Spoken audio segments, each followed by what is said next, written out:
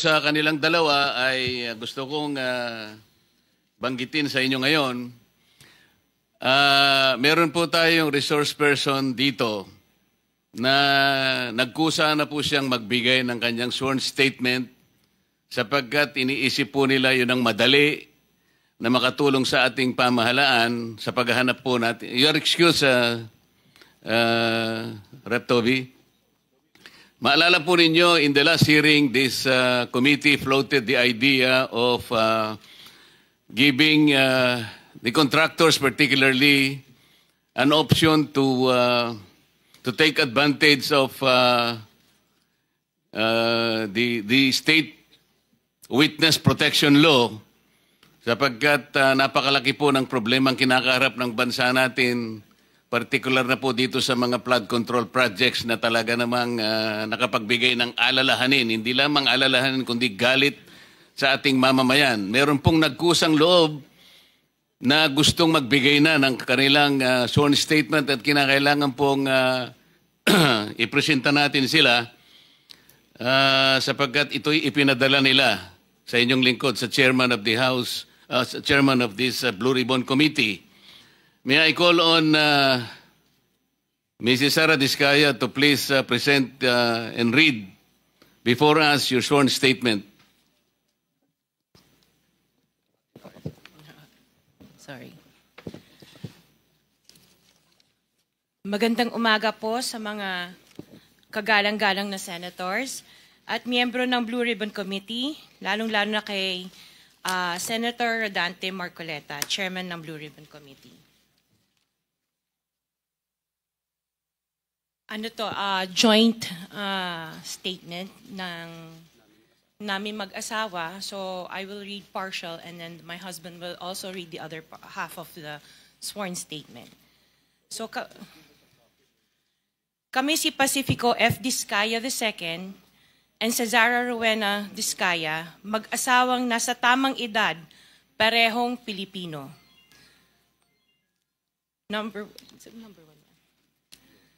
Number one, noong 2003, kaming mag-asawa ay tinayo ang kumpanya na pinangalan namin St. Gerard Construction. Ipinarehistro namin ito sa DTI, nakakuha ng contractor's license at nagsimula na lumahok sa mga pribadong construction projects. Number two, kinalaunan nagsimula na rin kami na lumahok sa mga government projects. Natuklasan namin na hindi naging madali ang trabaho sa mga government projects. Madalas mahirap ang paniningil ng bayad at matagal bago kami mabayaran ng gobyerno. Number 4, hanggang dumating ang pagkakataon, lumapit sa amin ang isang kaibigan na si Voltaire Claveria at inalok kaming magkaroon ng proyekto sa national level gamit ang aming lisensya. Number 5, ipinakilala niya ang sarili niya na nagtatrabaho para sa isang congressman at nangakong kapag nagbigay kami ng pera ay makakakuha kami ng proyekto.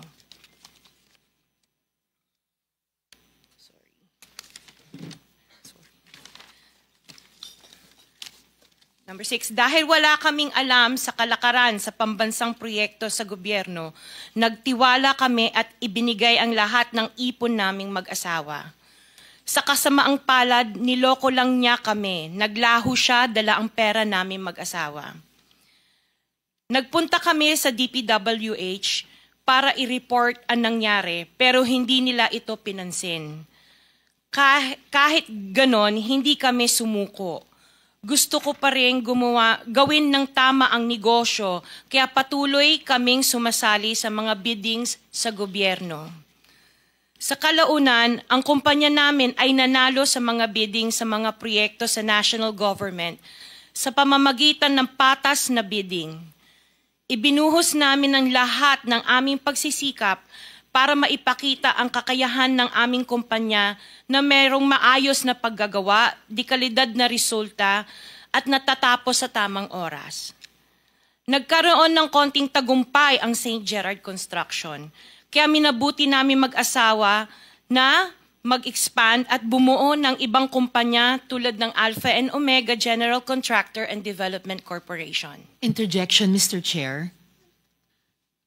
What is the interjection? Salamat, Mr. Chair. Kailangan ko lang pong umakyat sa office sandali para sa isang pulong, but hopefully pagbalik ay nandito pa rin sina Mr. and Ms. Diskaya dahil meron din po akong mga tanong para sa kanila. Oh yes, Salamat we'll make po, sure Mr. that they Chair. will be here for your questioning. Mr. Chair, point Yes. of order. Bakit hindi na lang tayo bigyan ng kopya ng sworn affidavit imbis na basahin na lang niya so we can para himayin namin yung kanyang sworn affidavit. We'll make sure that all the in order to members will save be time, given a copy, but the chairman is asking them to read it before us for the record. in order to save time, Mr. President, because we have been here since 9 o'clock. We already spent 2 hours and not even one of the senators have asked questions addressed to the resource persons present. I beg the indulgence of the good senator, but it is for the record. This is a sworn statement, at from this statement, kailangan dito sila matanong na mabuti. Proceed. Pakibilisan nyo lang para makatipid tayo ng panahon.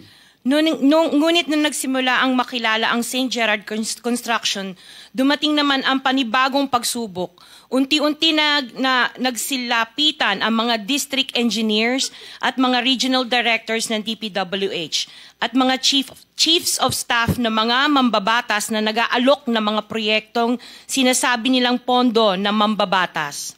Noong una, sinubukan naming labanan ng mga ito sa pamamagitan ng pagre-report sa DPWH at pagpapadyaryo ng mga tiwaling kawani ng gobyerno. Subalit hindi sila natitinag sa mga ito. Sabi nila dapat tanggapin namin ang realidad na dapat kaming magbayad sa mga pambabatas kung gusto po namin magpatuloy na magkaroon ng project sa gobyerno.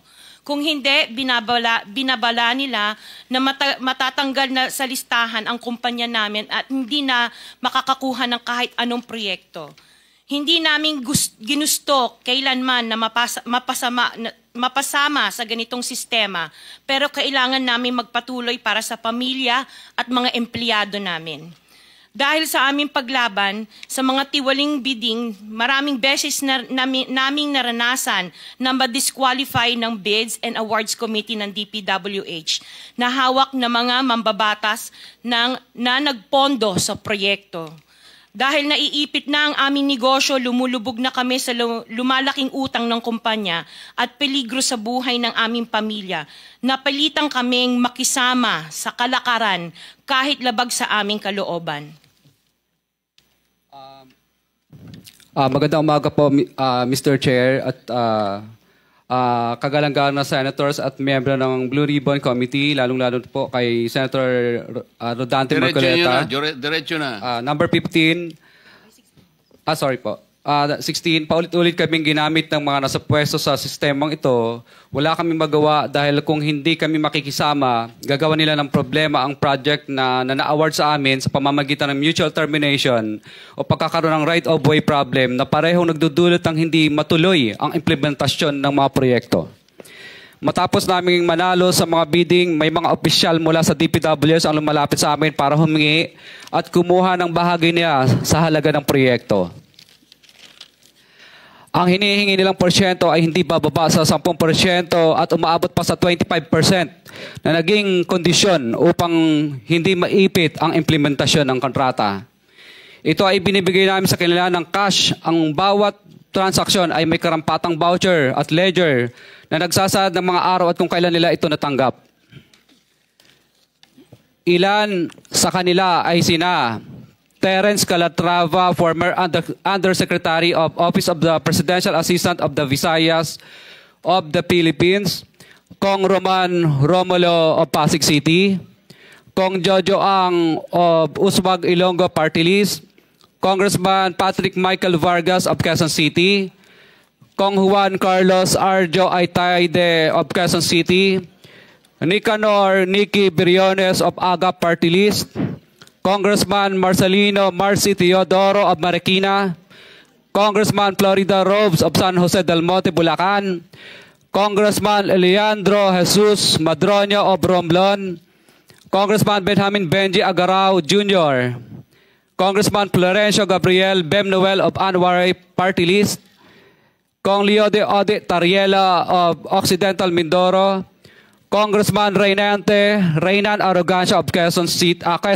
Province, Kong Marvin Rillo of Quezon City, Kong Teodoro Haresco of Aklan, Kong Antonieta Yudela of Zamboanga Sibugay, Kong Dean Asisio of Caloocan, Kong Marivic Pilar of Quezon City. 21. Mayroon ding mga kinatawa ng ilang politiko na nakikipagtakbo sa amin upang manghingi ng porsyento kapalit ng mga porsyento ng mga proyekto. Ang mga porsyentong ito ay 25% ay ipinipilit sa amin bilang karaniwang kalakaran na wala akong kakainang tanggihan. Ilan sa kanila ay sina Regional Director Eduardo Virgilio of DPWH Region 5, Director Ramon Ariola III of Unified Management UPMO, District Engineer Henry Alcantara, DPWH Bulacan First, Undersecretary Robert Bernardo, District Engineer Aristotle Ramos of DPWH Metro First, Pasig City, District Engineer Manny Bulusan of DPWH North, Manila Deo, District Engineer Edgardo C. Pingol of DPWH Bulacan Subdeo, District Engineer Michael Rosaria of DPWH Quezon Second Deo. Karamihan sa mga kawani ng DPWH na nabanggit sa itaas ay paulit-ulit na binabanggit ang delivery ng pera ay para sa kaisaldico na dapat at least 25%. Si Kong Marvin Rillo naman ay ilang beses na binabanggit ang pangalan ni Speaker Martin Romualdez bilang kanyang malapit na kaibigan. 25. Sa tuwing umiinom kami sa Wine Story, sa BGC at sa Shangri-La Mall, sinasabi pa ni Kong Rillo na lahat ng kanyang request para sa pondo ay galing pa mismo sa unprogrammed funds at insertion na inaaprubahan ni Speaker. Ang tao ni Marvin Rillo na si Bogs Magalong ang pumupunta sa amin para kunin ang pera sa aming opisina o sa Wine Story. Si Kong Jojo ang naman lagi ring binabanggit sa lahat ng project sa kanya ay papondo ni Speaker at ni Saldico. Mataas ang hinihingi sa project, dagdag pa niya, hindi naman lahat ng pera ay para sa kanya, kundi para kay Speaker at kay Saldico. Sa lungsod ng Pasig naman, lumapit sa akin ang DPWH Project Engineer na si Angelita Garucha para kolektahin ang parte ni Kong Roman Romulo sa flood control projects noong 2022. 28, number 28. Pagdating ng 2025, si District Engineer Aristotle Ramos ang sumunod na nagpakilala na bagman ni Kong Roman Romulo kung saan 30% ang kanyang hiningi ay para kay Kong Roman Romulo. Sinabihan ko kay D.E. Ramos na masyado namang mataas, ngunit sinabi niya na walang magagawa dito dahil pondo ito galing sa unprogrammed funds at insertion galing sa taas. Sa ilang pagkakataon, ang mga politiko na personal na inabutan ng halaga ayon sa hiningin nilang porsyento mula sa proyekto. Ang pagbabayad na ito ay hindi naman kagustuhan kundi isang hakbang na ginawa namin dahil sa matinding panggigipit. Ilan sa kanila ay sina Kong Antonieta Yudela kasama ang kanyang asawa, Kong Marvin Rillo of Quezon City, Kong Nicky Briones of Aga Party List, Arturo N. Atayde, ama ni Kong Arjo Atayde, Kong Florencio Gabriel Bem Noel of Anwaray Party List, Kong Leandro Jesus Madroño of Romblon, Kong Benjamin Benji Agarao Jr. Bagamat naging matinding pagsubok ang kabawasan ng pondo na nakalaan sa proyekto, pilit at matapat naming sinusunod ang bawat espesifikasyon na nakasaad sa Program of Works na nakasaad sa proyekto ng DPWH. Nakakasiguro kami na nagawa namin ng maayos at matapat ang bahagi o phase ng proyekto na na-award sa amin. Sa katunayan, hindi kami mababayaran ng DPWH kung hindi ito dumaan at pumasa sa maraming material testing na naaayon sa design ng DPWH. Ina-assess at ini-inspect ng DPWH ang bawat proyekto base sa natapos na parte o accomplishment. Napilitan kami na i-absorb ang kabawasan na ito na nagdudulot ng maliit na kita o pagkalugi sa ilang projects. Para makabawi, dinadamihan na lang namin ang partisipasyon sa mga projects. Taliwas sa mga lumalabas na may mga impormasyon sa publiko, hindi kailanman kami gumawa ng ghost projects. At masugid kaming nag-i-inspect sa lahat ng aming mga natapos na projects. Handa po kaming tumistigo ng walang pilit at kusang loob bilang state witness at sabihin ang lahat ng nangyayaring katiwalaan ng Kamara, DPWH at iba pang mga kawani ng gobyerno upang gawin ang tama. Kami ay lubos na humihingi ng tulong sa Senate Blue Ribbon Committee na pinamumunuan ng buting Chairman Senator Dante Marcoleta at kay President Bongbong Marcos para sa proteksyon at seguridad ng aming pamilya. Ang salaysay na ito ay kusang loob namin ginawa at walang sino mang pumilit na gawin ito. Sa katotohanan ng lahat ay nilagdaan namin ang salaysay na ito ng kusang loob at walang pumipilit. Sign, Pacifico of Vizcaya, nagsasalaysay. Notaryado po. For the record, this sworn statement was notarized by a certain Attorney Reynaldo F. Segubiense, PTR number 246726, January 4, 2024. Hanggang ang MCLE ay 2025. This was notarized on September 6, 2025. Mr. Chair. Mr. Pacifico Vizcaya and Cesaria Rowena Vizcaya, meron pong pirma sa inyong respective na pangalan. Ito po ba'y pirma ninyo? For the record lang. Yes po, Chair. Thank you. Mr. Chair, can we ask a copy? Every member of this committee. Yes, we will do that. Pase-xerox po natin ito para lahat po ng miyembro ay bigyan na kita ng kopya kagad. At saka meron akong mga ilang pa rito si Senator Jinggoy.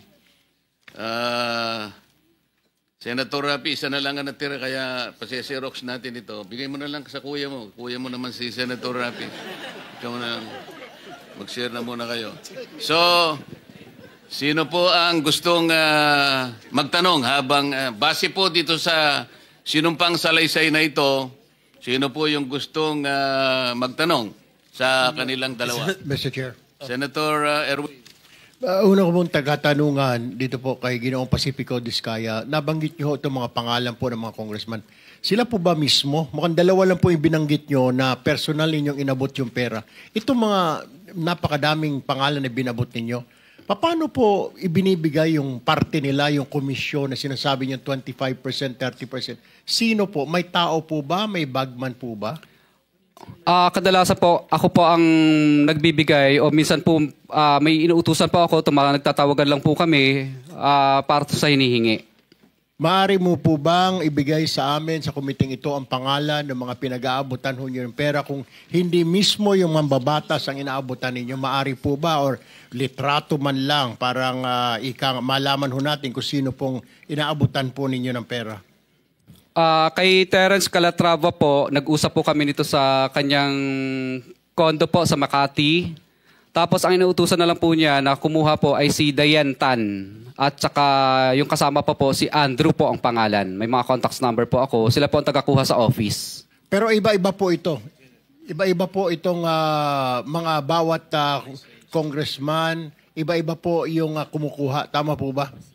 Opo, makadalasan po parang mga COS nila or mga pinagkakatiwalaan nilang tagakuha lang po. Opo. For example po, si Kong Roman Romulo naman po. Kadalasan po si Kong Roman Romulo, ang tagakuha po niya si tagakuha niya si Ma'am Engineer Angelita Garucha, empleyado ng DPWH yun. Tapos pinalitan naman po yun ni DE Aristotel noong 2025. District Engineer po siya ng DPWH First Metro. Pare-pareho po ba, Mr. Chair, yung komisyon, or whatever you want to call it, kickback, ang hinihingi po or magkakaiba?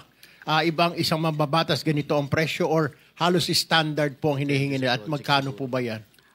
Isa lang po ang pattern. Basta insertion or ang program po, 25% po lagi.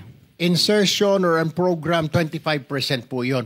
Opo. Para po kanino raw? Para po daw po kay, lagi ko narinig ang salita nila kay Saldico at saka kay Speaker po, ang narinig kong salita. Alright, Mr. Chair. I have no further questions. Mr. Chair. Senator Jinggoy. Mr. Chair.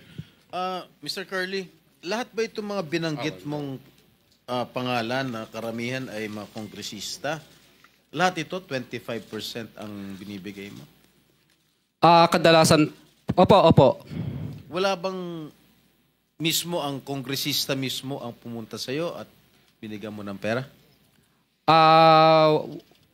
Ano po, kadalasan po, nag-uusap lang po, nag-uutos lang sa COS, pero kadalasan po, for example, si Kong Rillo, kadalasan po, binibigay ko po yun pag nagiinuman kami, o di kaya, yung tao po niyang si Bogs Magalong ang pumupunta.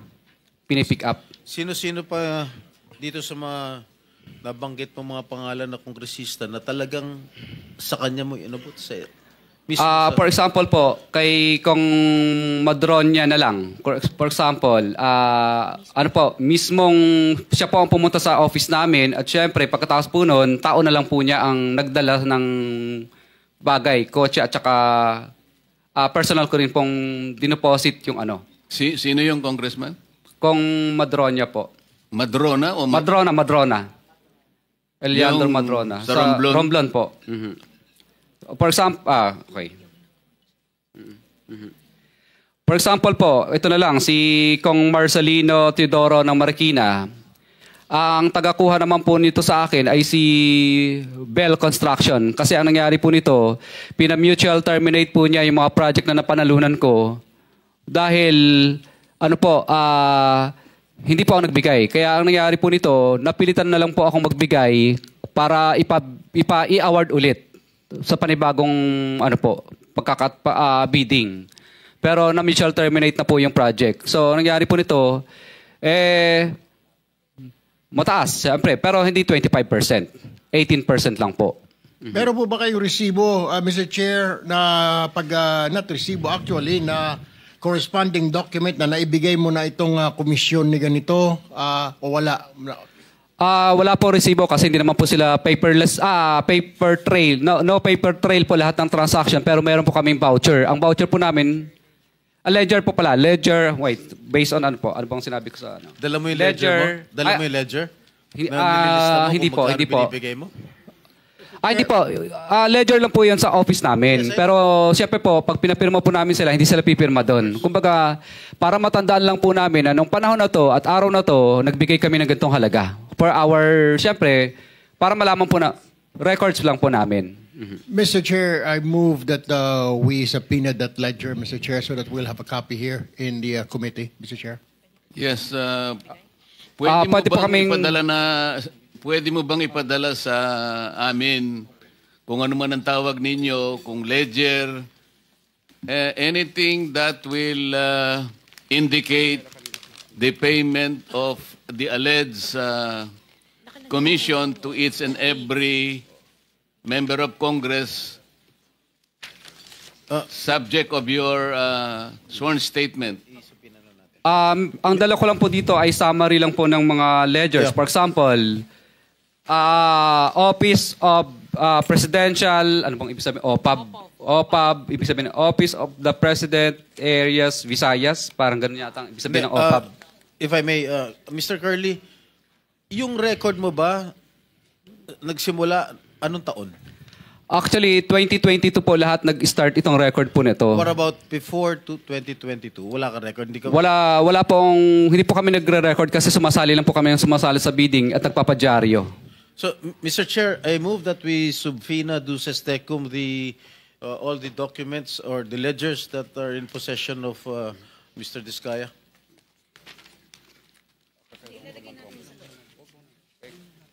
Mr. Diskaya, I seconded, Mr. Chair. Mr. Diskaya, narinig mo ba yung motion ni Senator Jinggoy? Kailangan ninyong ipadala sa Blue Ribbon lahat ng mga mapagbabasihan nating kung ledger man ang tawag nyo, kung ano man, hindi namin alam ang nomenclature, pero mapagbabasihan na pwedeng matukoy na nagbibigay nga kayo ng komisyon sa mga taong binanggit nyo sa inyong sworn statement. Mr. Chair, ang dala ko lang po ngayon ay summary po. Hindi ngayon, basta kailangan maipadala ninyo lahat ng dokumentong pinagsasaligan ninyo, pinagbabatayan ninyo ng pagbibigay ninyo nung alleged commissions. Magagawa po ba ninyo yon? Kailan po ninyo gagawin? Asa po, ipapaasa po namin. Sige po. Salamat po. Other members who... Senator Rapi, baka meron kang may tatanong ngayon. Sige. One question lang para dito kasi iba sana yung topic ko eh. Tuwing kailan po kayo nabibigyan ng parte nila? Was that before, advance, before the project is accomplished or after the project has been accomplished? Kadalasan po, Mr. Chair, kadalasan pag na po, yung ma-award yung project. Ibig sabihin po, hindi po i-award sa iyo ang project kapag hindi ka po nagbigay. So, ibig sabihin na advance? Opo, parang ganun po.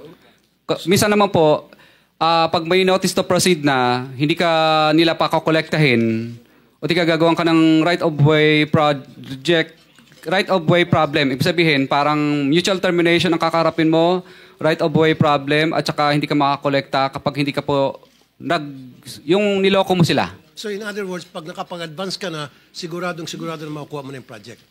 Sigurado po. Thank you, Mr. Chair. Mr. Chair, Senator Erwin. opo, nagre-request po yung mag-asawa ng kanilang seguridad dahil natatakot daw po sila. Ano ho bang plano ng komite na ito? Napakaganda po ng inyong itinanong. Bago ko po kasi, nung matanggap ko po itong sworn statement na ito, ay kagad akong nakipag-ugnayan sa ating Department of Justice. At doon po ay sinabihan ako ng ating kalihim, Boying Rimulya, na pakisabi mo kanila na wag silang mabahala at nakahanda naman ang ating kagawaran kung sakasakaling sila ay mapatunayang hindi naman most guilty. Kasi po ang tuntunin sa ating state witness law or protection program, kailangan po mapatibayan natin na ang mga nag-a-apply ay hindi most guilty. Ibig sabihin, guilty ka, ngunit hindi ikaw ang pinaka-guilty. Kasi kung kayo po yung talagang pinaka-guilty, hindi po kayo mag-qualify. Ngayon, ang sabi niya, you can tell them that you can, meron silang provisional immunity na hindi naman sila basta-basta uusigin na lang. Preparation na po ito sa pag-a-apply nila sa ating state witness program. Ganun po yung kanyang kasiguruhan na kanyang sinabi sa akin. Kaya yun po ang aking maitutugon sa inyo ngayon. Mr. Chair. Senator Bato and then Senator Sherwin. Thank you, Mr. Chair. Unang-una, I would like to thank the Diskaya couple for giving everything that they know to this committee. I just would like to advise the Diskaya couple, Mr. Chair, na kung meron mang bulletproof yung sasakyan ninyo na yung magaganda sasakyan, gamitin na ninyo. Sa dami na pagbaba sasakyan ninyo yan, ngayon dito, gamitin ninyo. Because I'm very much concerned sa iyong security dahil sa bibigat ng mga pinagsasabi nyo dito, hindi niyo alam, kahit na yung congressman na binanggit ninyo, walang interes sa buhay nyo.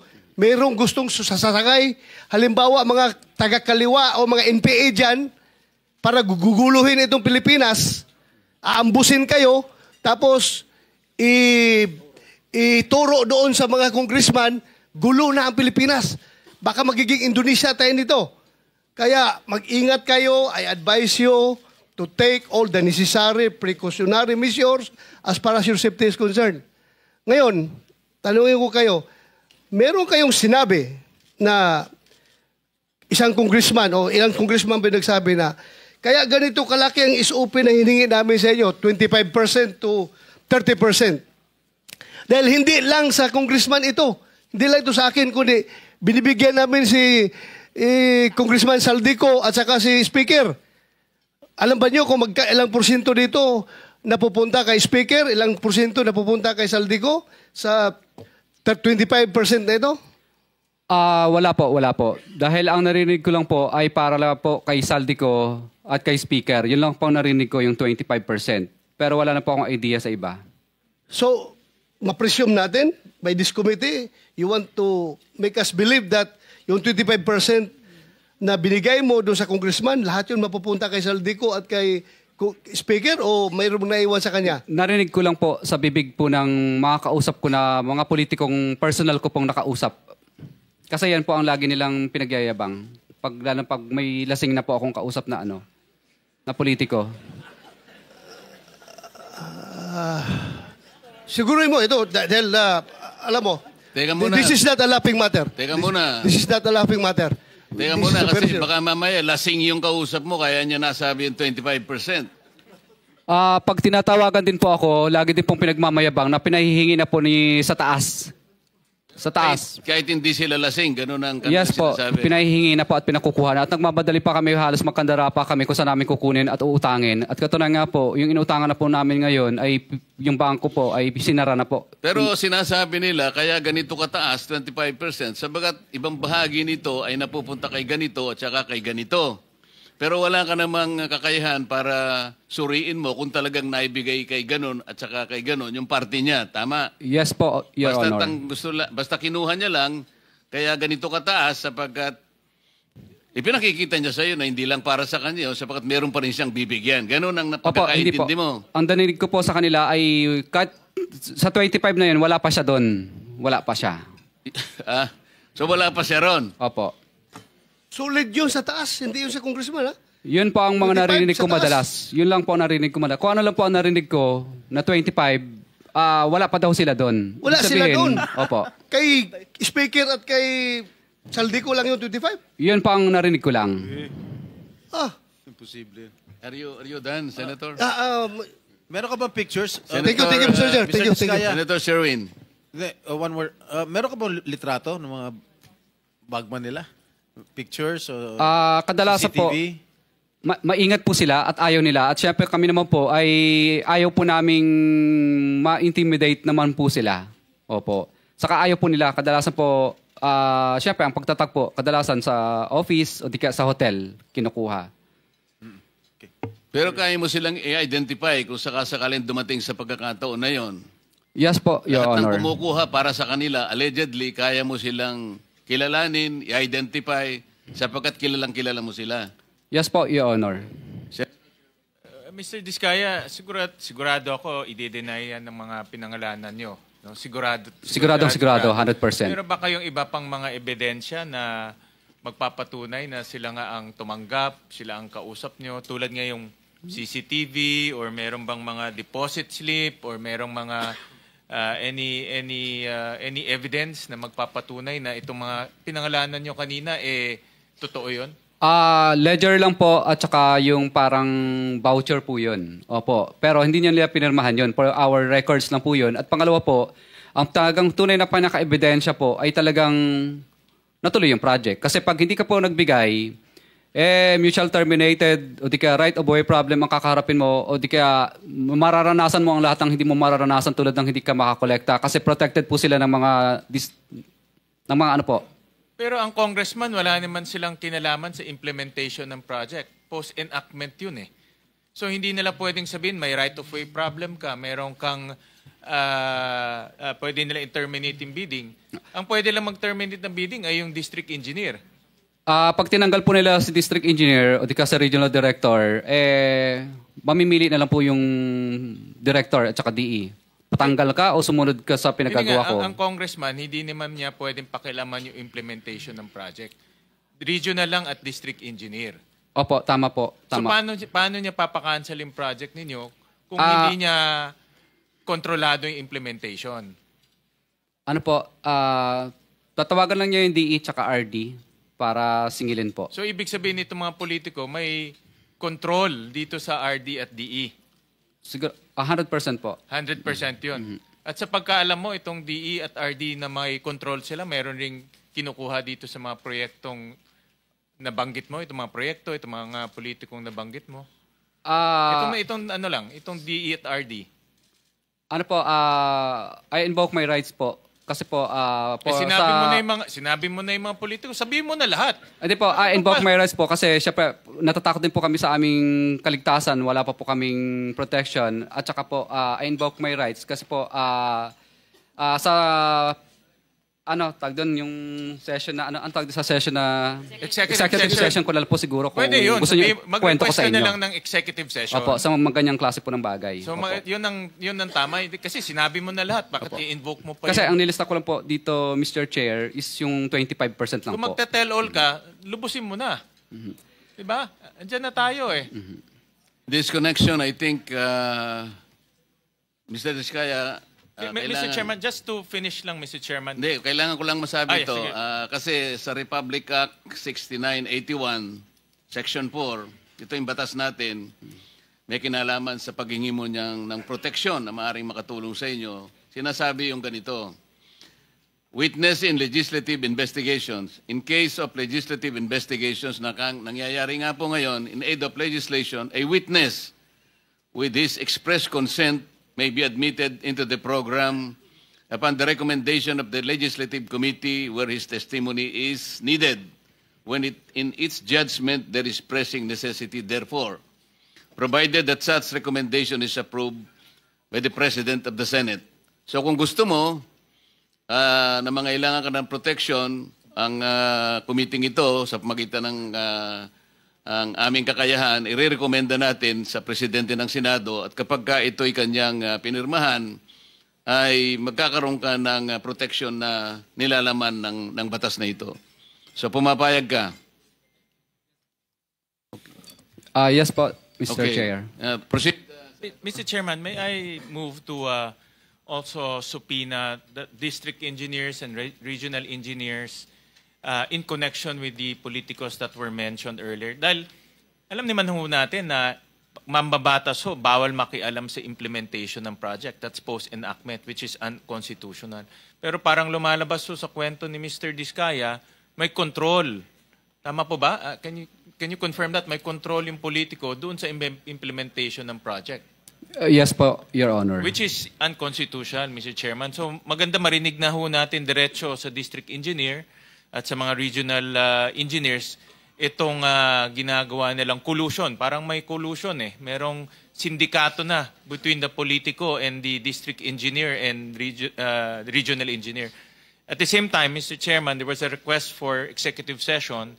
May I also suggest to pursue that executive session without prejudice to informing the public on that information if we find that the public needs to know that information. Kasi ako naniniwala, Mr. Diskaya, sinabi nyo na lahat eh. Tuloy na natin to in the name of the truth. Diba? In the name of justice. In the name of fighting corruption. Kasi kung itatago natin to, wala ho talagang pupuntahan to.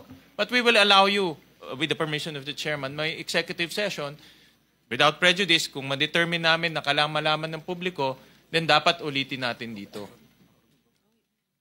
Upon may advice po ng lawyer ko, sige daw po. Ano yung sige? Ano yung sige? Sige po. Ang tanong niya... No. Pwede po sabihin ngayon dito. Ang tanong ni Senator Gatchalian kung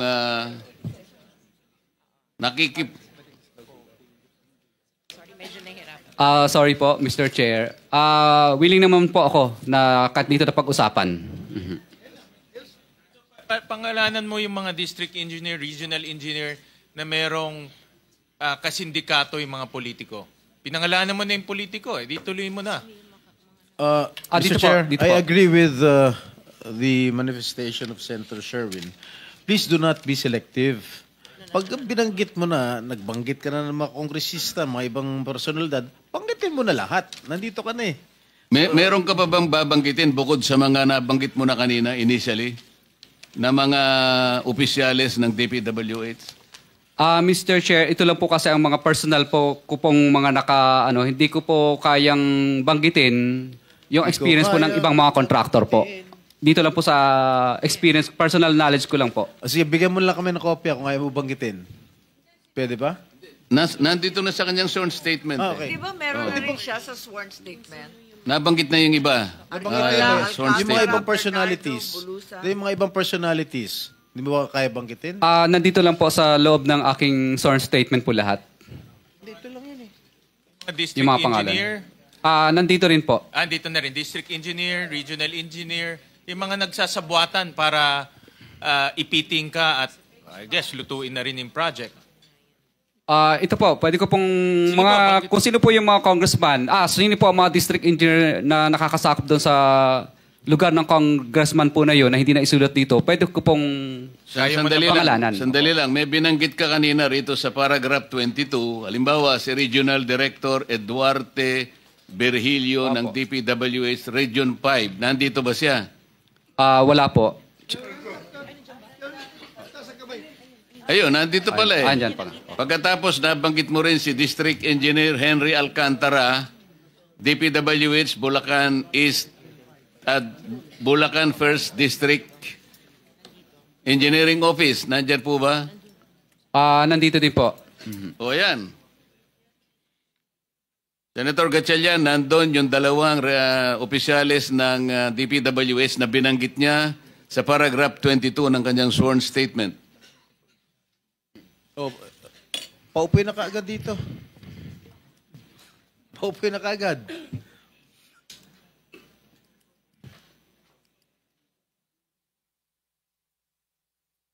Oh, Comsec, administer mo na yung oath. Hindi, dito.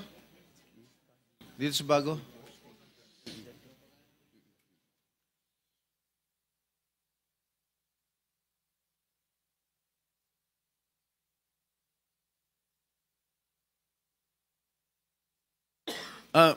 Mr. Diskaya, magkano yung pinakamalaking halagang o commission na binigay mo sa isang personality? Kadalasan po, for example, pangalanan natin si D.E. Henry na lang muna. Hindi, si R.D. na lang muna. Hindi, si D.E. Henry ng Bulacan First. Henry what? Anong apelido? Henry? D.E. Henry Alcantara po. For example, binibigay po namin yung 25%. Opo. Para po dun sa kay ano daw po, kay hindi daw. Narinig ko. 25% hindi pa po kasama yung parking. 5 kasi ang parking o pass-through. Meron ka dito sa number 28. May binigyan ka raw 30%. Yun ang malaki. Yun ba pinakamalaking naibigay mo, 30%? Yun naman po kay Kong Roman Romulo po yun. Para kay Kong Roman Romulo, sabi ni D.E. Aris, bali, kaya po naging 30 yun kasi 25% para sa taas at 5%. Sino ro yun sa taas? Kadalasan po, open secret naman po ito eh. Secret na open. Ano po, ang tinuturo nila madalas si Saldico at saka si Speaker po kadalasan ang sinasabi nila. Opo. Okay. Tapos yung 5% naman po para po kay Congressman Romulo pag insertion. Pag hindi naman po insertion, mabababa ng kapiraso. Yung pinakamalaki, 30% yun na shell out mo. Kasi po kasama na po doon yung insertion. Yung parking fee o pass-through. Kaya naging 30. Yes, I understand. Kaya nga, yun ang pinakamalaki. Kasi yung ordinaryo, 25%. Correct? Opo. Alright. Nandito na si Mr. Chair, may masingit lang ako, Sen. Tanungin ko lang si Curly Diskaya. Mr. Chair, so kung 30%, may 5% parking, 35%, ilan na natitira sa proyekto? Hindi po. Kanina po, kaya pinagsama po yung 30. Kasi isang hingian lang po ang ginawa ni D.E. Aris at pinabigay na lang doon sa secretary na si Secretary Ann. So ngayon po, bali kaya naging 30 yun kasi 25% doon para sa taas. Tapos yung 5% doon para kay Kong Roman Romulo as insertion. Yun lang? Yung parking fee. Parking Fee. Oo. So, kaya pag pinag-plus mo po yun, naging 30 kasi isang hingian lang ginawa. Wala na kayong nilalagyan pa na iba na binibigyan sa LGU maybe para pirmahan yung mga kung ano man yung kailangan pirmahan para matuloy yung proyekto? Sa LGU, kadalasan wala po. Wala. Wala na, walang pakialam doon. Magkano po ang kinikita nyo naman? Kung binigay nyo yung 30%, magkano po ang binabawas pa ninyo doon sa, for example, 100 million, 30% po yan, that's about 30 million. So may 70 pa. Magkano po yung, syempre, tatrabahuin nyo, magkano kailangan ang kikitain nyo pa dyan? Kadalasan po ang natitira na lang sa amin, minsan pag minalas-malas, lugi, kung sinuwerte, minsan 2%, 3%. Pag sinuwerte pa, 5%. Paano? 2%? 5%? 3 to 5% po. Minsan ang natitira na lang. Minsan lugi pa. So 70, bawasan mo pa ng 5%, so 65%. Tama po ba? Opo. Ito ba ang ginagawa niyo yung proyekto? So matatawag natin substandard dahil para kumita kayo, para maibigay ninyo yung komisyon, bawasan ninyo yung bakal, bawasan ninyo yung mga semento para may maiabot lang kayo. Tama po ba? Hindi po, wala pong substandard, tama pa rin. Kasi hindi po siya papasa sa testing ng DPWS pa rin at ganoon din po, hindi po tatanggapin ng Mr. warranty Vizcaya, ban. Hindi hindi ako naniniwala na papasa sa DPWS, kasabwat na ho ninyo yung district engineer at saka regional director. Paano po? Pati yung COA, kasabwat din ho ninyo. Magbubulag-bulagan na lang yung tatlong yun. Hindi po. Wala po hindi po namin nakakausap yung COA. Hindi po sila. Yung DPWH, siyempre kasabot nyo na, binigyan nyo na ho eh. Pipikit na lang nila yung mga mata nila. Kaya magiging substandard po talaga yan. I mean, whether you like it or not, para kumita din ho kayo. I don't think 2% lang po ang kinikita nyo dito, 3%. Magpapakanda hirap kayo, 2 to 3%. Kakayanin ba ng 2 to 3% yung mga sasakyan na binili nyo na pagkadami-dami po?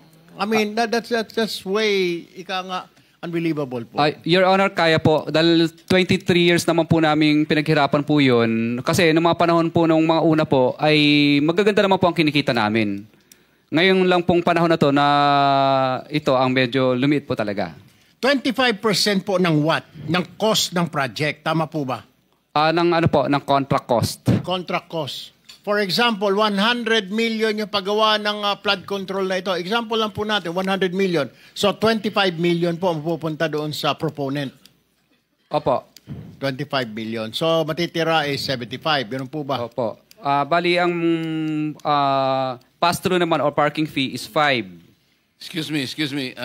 Para malinawan natin, dito kasi sa paragraph 18 ng iyong sworn statement, may binabanggit kang 25%.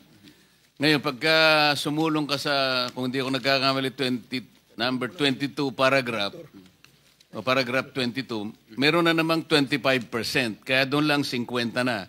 Kaninang sinasagot mo si Senator Sherwin, meron kang binabasang note dyan.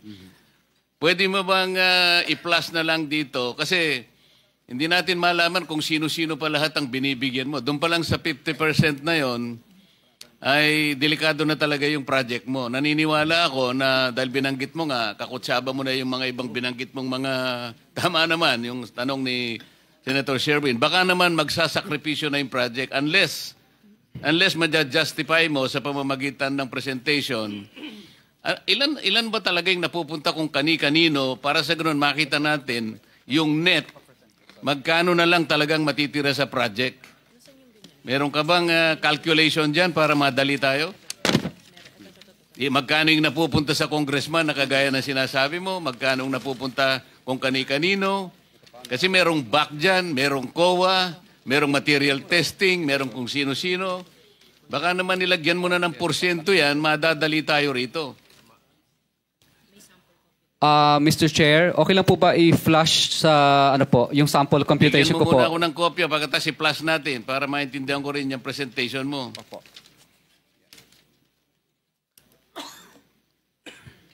Yung staff, pakitulungan si Mr. Vizcaya para ma-flash natin sa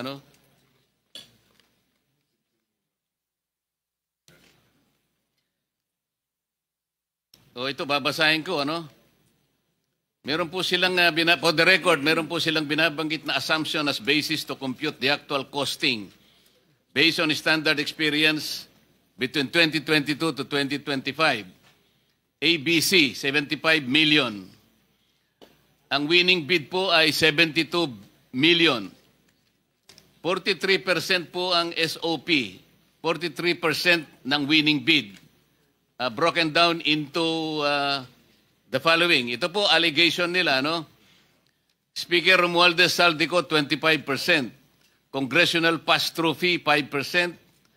Buyout fee ng BAC, 6%. DPWH, DE and RD, 7%. Yan po yung 43%. Sa mga tweed, yun ang natitira. Aalisin nyo pa yung tax na 7%. Broken down into income tax 2% at withholding value added 5%. So ang project cost po sa kanilang approximation is between 35 to 38%. Ito na lang ang natitira. Sa Makatwid po, kung 100 million ang project, Senator Sherwin, ang natitira is between 35 million to 38 million talaga magsasuffer ang project. Ang net profit po nila sa calculation is between 12 to 15%. Ang tanong po kanina, Mr. Diskaya, because this is very important, kung ang cost na lamang po ng project is between 35 to 38%, hindi po ba talaga magsasuffer ang project? Ang importante rito ay katulad nito, flood control. Buhay po ang sinesave, kaya po inaayos natin, sinisinop natin ang ating mga river basins. Ngunit kung ang project, ang panggastos ng project ay matitira na lang 35 to 38%, paano nyo magagaranti na magagawa po natin ang project sang-ayon doon sa pagkakadrawing ng DPWH? Mr. Chair, sagutin ko lang po ng detail by detail. Opo. Kadalasan po, Mr. Chair, may warranty bond po kasi yung aming project. At pangalawa po, pag nag-collapse po ito dahil dinaya po namin, mas malulugi pa po kami. Sa napakaliit na natira sa amin na minsan 5%, 3% na nga lang, magko-collapse pa. Kaya ang ginagawa po namin, Mr. Chair, ginagawa po namin ng tama ayon sa plano, ayon sa specs, ayon sa program, ayon sa design. Ang ginagawa po namin ay mga suppliers po, kasi maganda naman po ang pagkakaprograma nila ng presyo. So, for example po, yung sheet piles po dyan, Mr. Chair, na nakalagay, sa budget po ng Program of Works, 14,256 million. Pero sa actual po, kaya po naming mabili sa market ng volume ng 6,652 lang kasi maramihan. Okay. Yung concrete naman po, Teka muna, sheet pile ang sinasabi mo.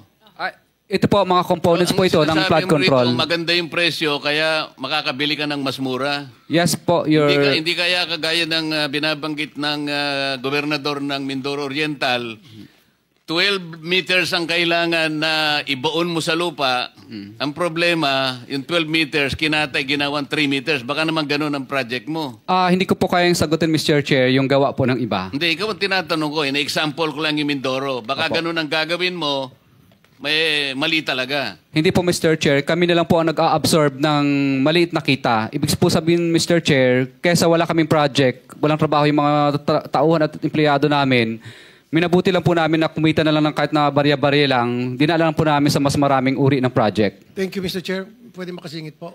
Senator Rapi. Kasi sa pagsasalita niya, para bang siya pang naapi rito.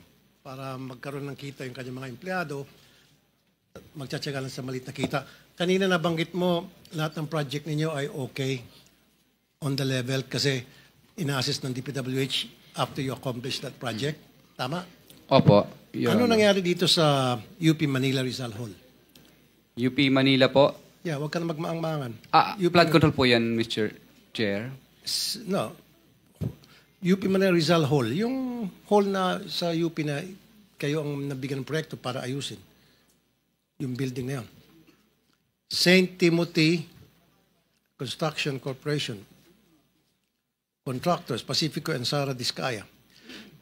30 million noong 2018 ang pinondo para dyan. Hanggang ngayon, di pa matapos-tapos. 2018, ano na ngayon? Mr. Chair, yung ganyan po kasing mga, may mga suspension po yan. May time suspension. Paki-explain. For 7 years, 30 million pinondo rito sa UP Manila, hindi mo patapos-tapos. Sabi mo, lahat ng proyekto niyo on the level, di ba? In-inspect ng DPWH. Siguro you're referring to Constructors Performance Evaluation System. Yan ba yan? Okay. So dumaan kayo sa CPES. So kung dumaan kayo sa CPES, bakit itong 2018 na project niyo sa UP Manila hanggang ngayon, yung Rizal Hall hindi pa tapos-tapos na binadgetan na 30 million. So mga estudyante, hindi nagagamit yun. So tumatambi na sa labas. Mr. Chair, yung DPWH po sana ang makakasagot niyan. No, ikaw makakasagot ito. Proyekto mo ito eh. Hindi naman sa DPWH binigyan 30 million. Sa iyo binigyan 30 million. O bakit may tulak sa DPWH? May mga time suspension po yan, extension. Then explain to us because this has been for 7 years. And you cannot explain? That's 30 million people's money that was funded for that project. And yet, it hasn't been accomplished as of yet. Don't tell me, hindi mo alam to. Eskwelahan to, iho. Hindi to basta-basta mga building, eskwelahan to. Mga estudyante ang pinag-uusapan natin. Your Honor, ano po, may Rizal mga Hall. kompleto po sa mga dokumento. I-present po namin yung mga dokumento po next. No, it hasn't been accomplished. May mga kausap kami doon sa eskwelahan. Baka mamaya papuntahin ko dito yung professor. Baka Yung dumay ka professor pa. po doon, hindi po yung nila mga kami tao. binibigyan ng ano po, Hindi ka binibigyan ng professor ng ano? hindi po nila ina-approve pa po yun na makapagtrabaho. Well, then bakit mo tinanggap yung 30 million? Since 2018, hindi kayo inaaprobahan ng professor. Siyempre, yung professor papayag yun. Kapakanan ng eskwelahan yun, kapakanan ng mga estudyante nila yun. Ba't di kayo papayagan ng professor na magtrabaho doon? That's stupidity. Paliwanag At mo its- nga at kung its bakit best. meron suspension. Yun ang tinatanong eh. Bakit may suspension? Ano ba nangyari? Yun ang ipaliwanag mo. Hindi po approve sa kanila yung design base sa DPWS po kasi DPWS po talaga ang nagbibigay sa amin ng instruction kung itutuloy o hindi. Kasi ang magkausap po, yung consultant po ng eskwelahan at Hindi, ang ang DPWS tinatanong po. ni Senator Rapi, binayaran ka na eh. Binayaran ka na ba? Yes. hindi. Bayad na. Kasi ganito yan, Mr. Diskaya, bago kayo gagawa ng proyekto, bago ba aprobahan yung proyekto, gagawa kayo ng feasibility study, right? And then yung feasibility study na yun, ipapakita nyo doon sa kung sino man yung nag-request ng eskwelahan na para sa proyektong yon. So, ba't di ka aprobahan ng eskwelahan? Ba't di ka pagtatrabahuin kung pinakita nyo sa kanila yung plano nung building na gagawin nyo? Mr. Pinakita nyo o hindi yung plano? Siyempre, bago nyo gagawin yon, kasama yung mga taga-DPWH, kung kailangan, tatawagin yung eskwelahan, ipapakita nyo, ipipresenta nyo, ito po yung plano na gagawin namin. Ito yung structure. Ito yung... Government project kasi ito eh, dahil UP Manila. Sino ang gumawa ng project? Sino ang gumawa ng plano? Ang gumawa po ng plano, sumusunod lang po kami kung ano po ang Sino nga? design. Sino DPWS po. Oh, bakit di matapos-tapos? Ah, Sino sa DPWH? Turo mo. Ano po, Nandito ba? mga district engineer po ang Anong pangalan? Si Anong pangalan? dati po nung nakaraan, panahon pa po ni district engineer. Tapos ngayon po bago na po yung district Hindi nga, engineers. sino ngayon noon? Sino yun noon at saka ngayon? Kasi 2018 hanggang ngayon, 2025 na, hindi pa rin matapos-tapos. And yet, yung 30 million na-release na sa inyo. Opo. Bali, alam ko po, ang mobilization lang po ang naibigay po Ganitong doon. gawin natin, kasi kahit hindi flood control ito, public works naman ito. Pwede mo bang isubmit sa komite, ipaliwanag mo kung anong nangyari, 2018 project pa pala yan, nabayaran na kayo, bakit hanggang ngayon ay hindi pa natatapos at mukhang nagko-complain nga ang mga estudyante. Pwede mo bang isumite sa amin ang report na yan para ma-appreciate po ng ating komite? Yes po, Mr. Chair. Okay. One question. Mr. Chair. Mr. Chair, may isang tanong lang. I received Mr. a note Diskaya. that the DBM secretary needs to be excused. Sayang kasi pasensya na pero yung mga tanong namin mamaya-maya ng konti kasi meron po kayong partisipasyon. Hanggang anong oras po ba pwede kayo?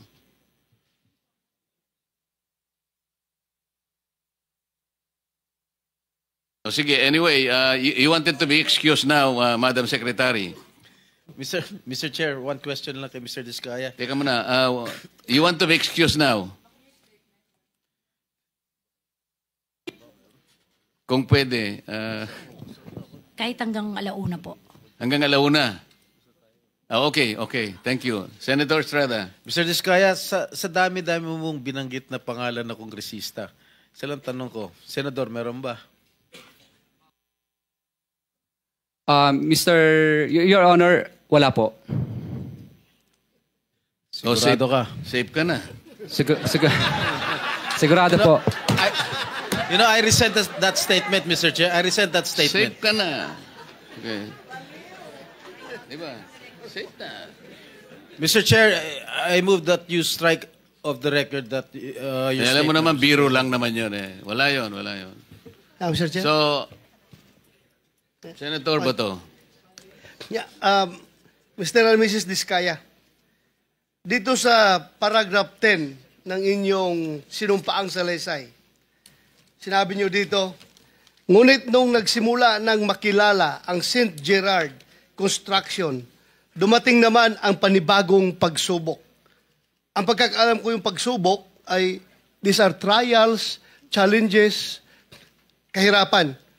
Pero dumating ang panibagong pagsubok. Unti-unting nagsilapitan ang mga district engineers at mga regional directors ng DPWH at mga chiefs of staff ng mga mambabatas na nag-alok ng mga proyektong sinasabi nilang pundo ng mga mambabatas.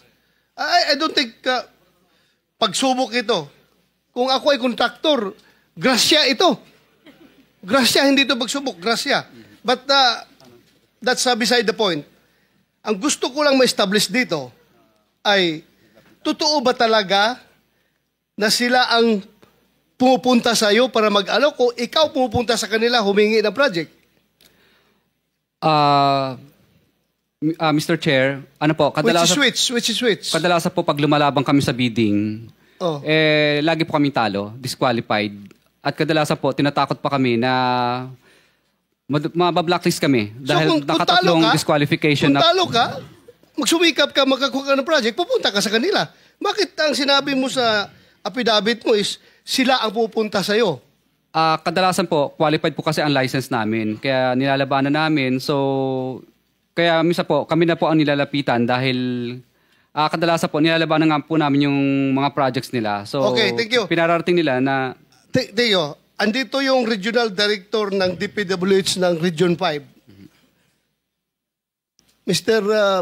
RD ng Region 5. Ikaw ba'y isa sa mga regional directors ng DPWH na pupunta kay Diskaya para mag-alok ng proyekto?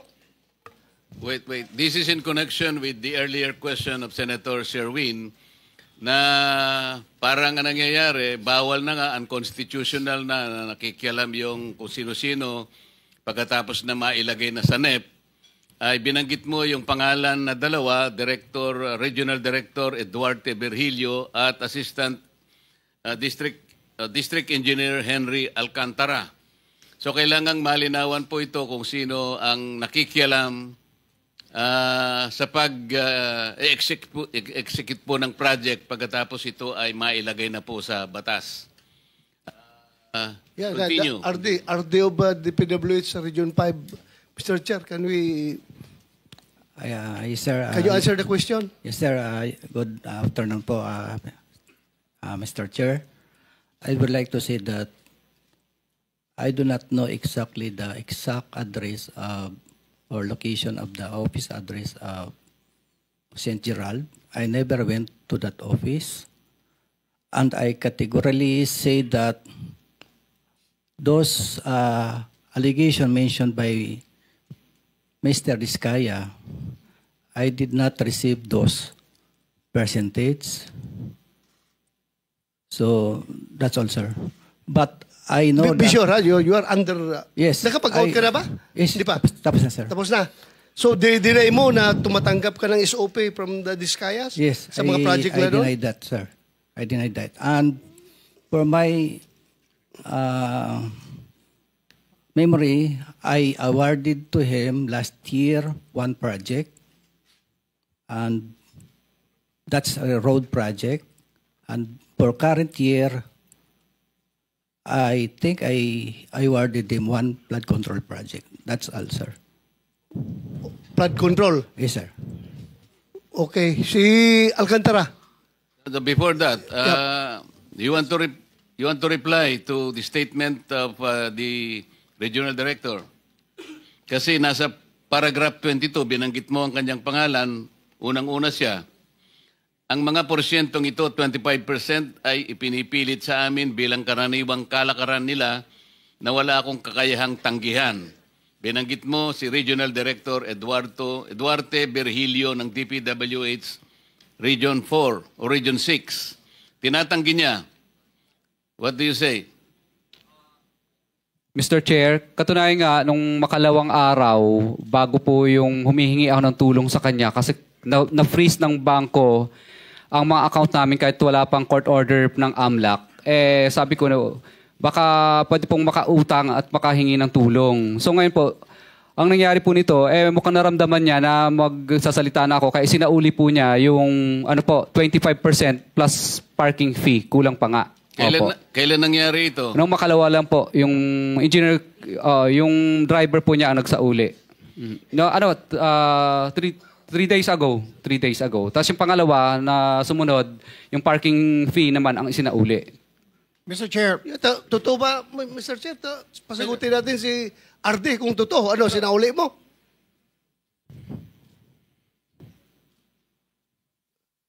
Pindutin mo, pindutin.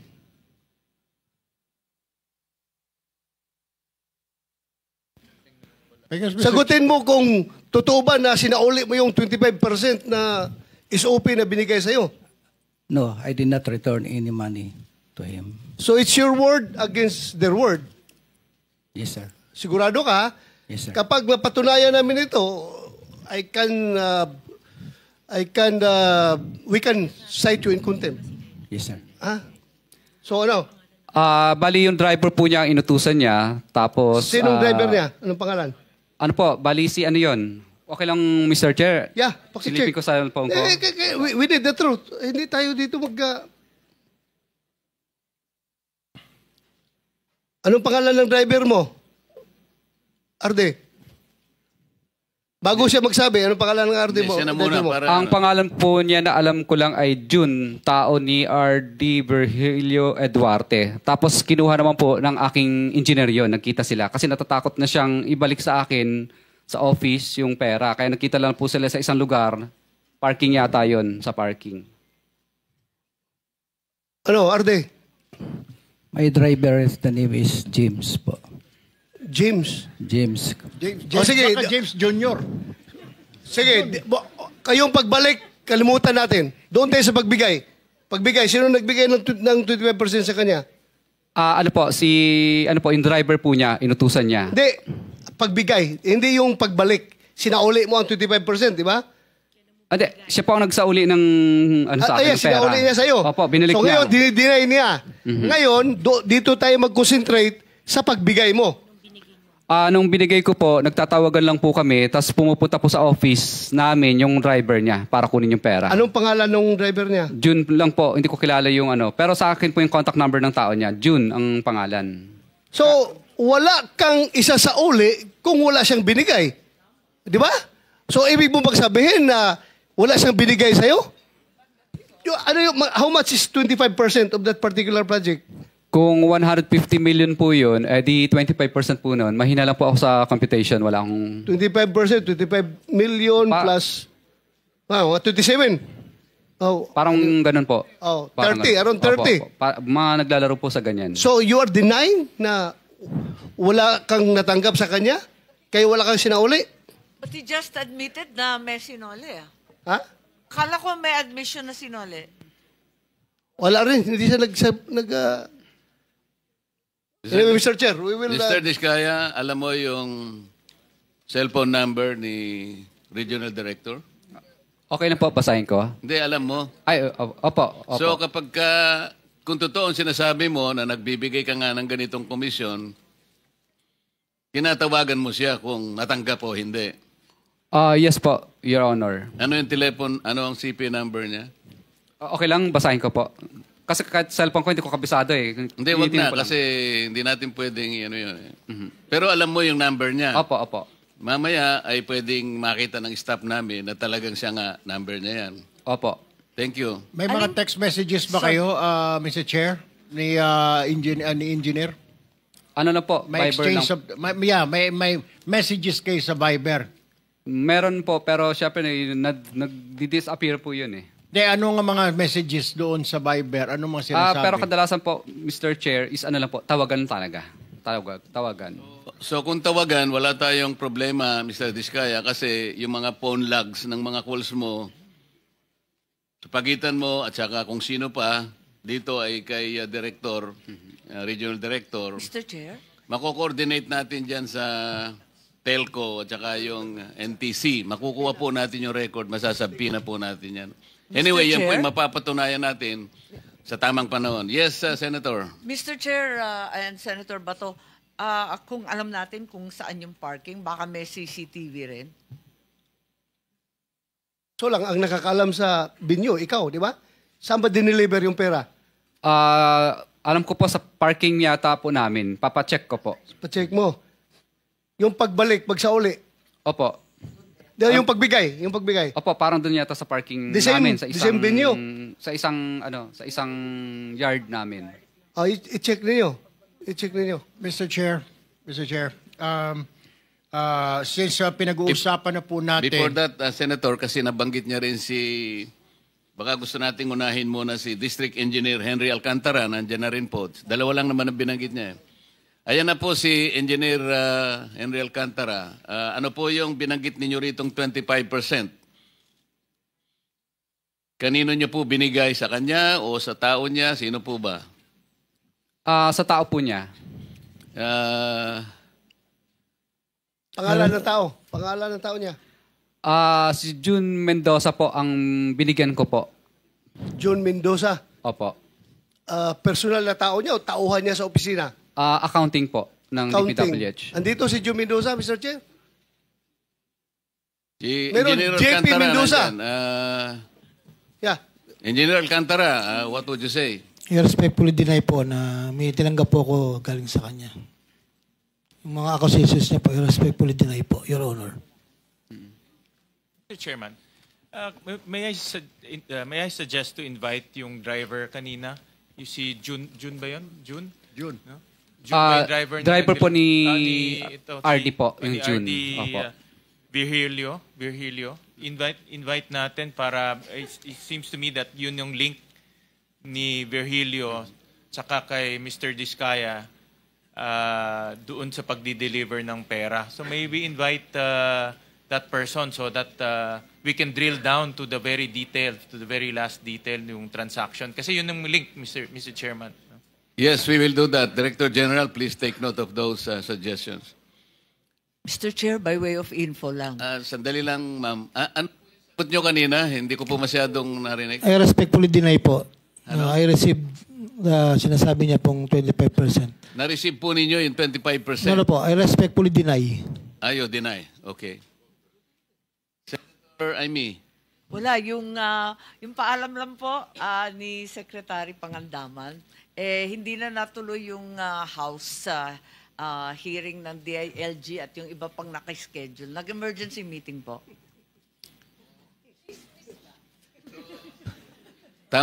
Tama ba yung chismis?